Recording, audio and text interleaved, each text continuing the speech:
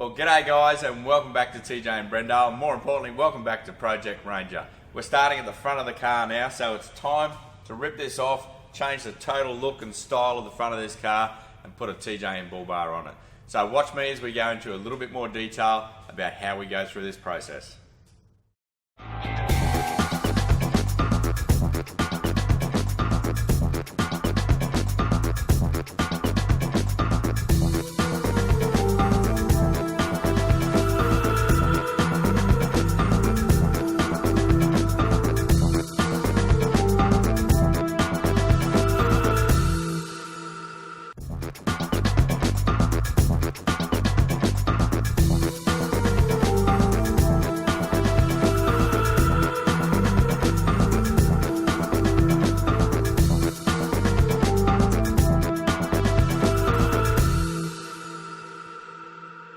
Well guys, we're about halfway through fitting the bull bar, and this is the time we take to decide whether we're going to fit a winch or not.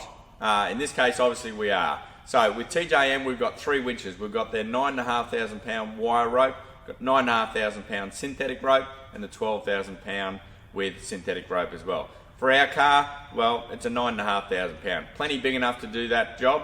So let's take a look at what's in the box.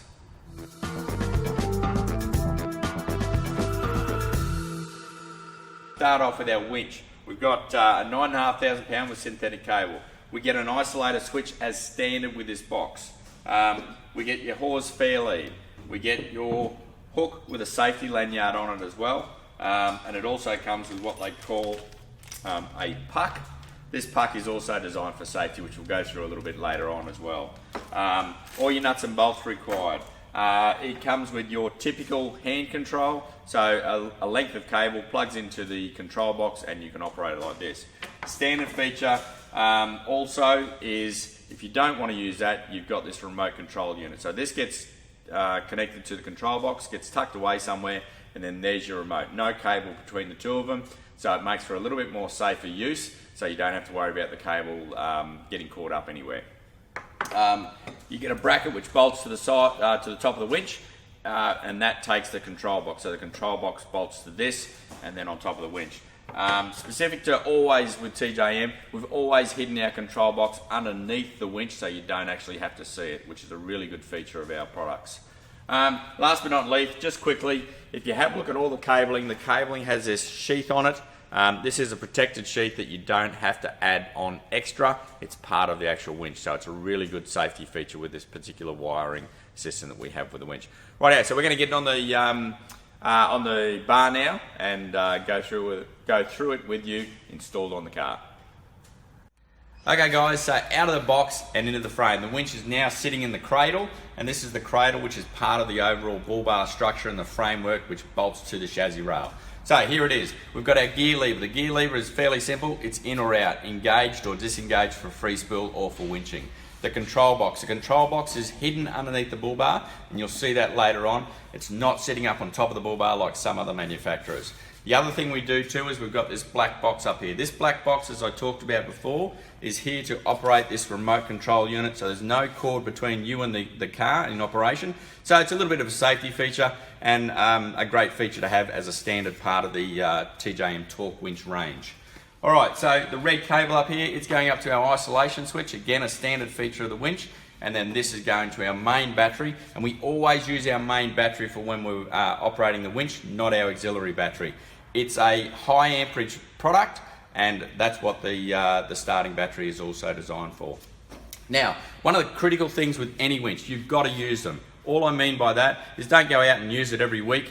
All you got to do is every 6 months is free spool the cable out and winch the cable back in to get some heat into that motor and make sure there's no moisture or condensation that's ended up into that electric motor. Do that and you'll get a lifespan out of your winch. Doesn't matter what brand it is, it's a key part of the overall service orientation of these winches.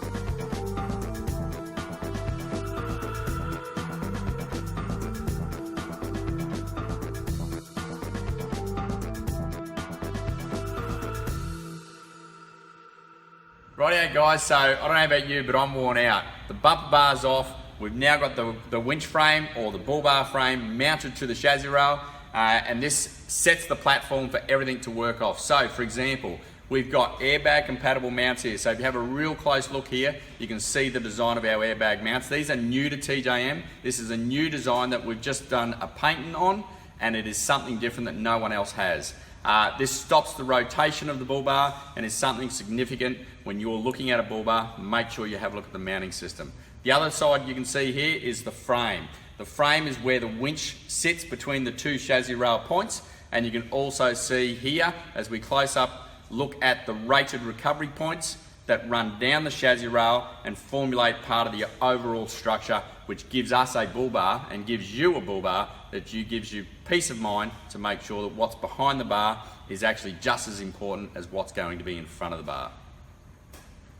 Okay guys, so we've finally got the bull bar mounted to the winch frame which we showed you there before. Now this is TJM's T15 alloy signature product. So this is an aluminium bull bar, and normally it comes in a polished aluminium finish, which you can see just here. Now in this particular case, we've actually color coded this and kept the theme going with the as what we've done with the side steps and the rear bar. So we've color coded this a slightly different color, but I reckon it looks a treat. So let's go through and touch on some of the features and the benefits of this product now that we've got it on the car. So we've got aerial tabs up here. So these aerial tabs, we've got two of them. We've got provisions for driving lights, and in this particular case I've used X-Rays LED linear driving light bar, which you see here. We've got the provisions for parking sensors. So if your vehicle comes with parking sensors, we've got the provisions there ready to go. If they don't, you'll see here in a close-up is this little black plug that gets stuck in here, and it looks like a parking sensor, but it's actually not. All right, LED fog lights, LED indicators and park lights, and like typical of most of the TJM bull bars is we've got really good approach angle here all the way through the product, and we've got our coverage all the way underneath here as well. We've got the winch hidden away inside here as we talked about and showed before, and that's really about it guys. So I hope you really got a lot out of that. This is, remember, our T15 alloy signature bar. Comes out of the box polished, but we can paint it. And of course, last but not least, you also always want to know how much further is it going to be away from a car. Well, let's check this out. Okay guys, so here is the side profile of the bull bar, and this is the measurement from the grill out to the furthest point, which is just here. So we've got a measurement of 210 mil. So not a great deal when you think about that. Now don't forget, TJM also make the T13 Outback bar for this car, which we will touch on another video at a later date, but don't forget that the way it works is the channel stays the same. What's behind it stays the same. The difference is the material of the bull bar. So aluminium bull bar, still got that steel framework behind it, so you've still got a lot of strength right through the center section here. And with the T13 steel Outback bull bar, well then all of this is made in steel. Same profile, same shape, same style and design, except for when we get to this top section here, which changes. All right guys, so don't forget, we've got a whole bunch of videos on Project Ranger. Check them all out, and don't forget to see us at tjmbrendale.com.au, and we've got 60 odd stores Australia-wide, tjm.com.au. Look forward to seeing you soon, eh? Catch ya.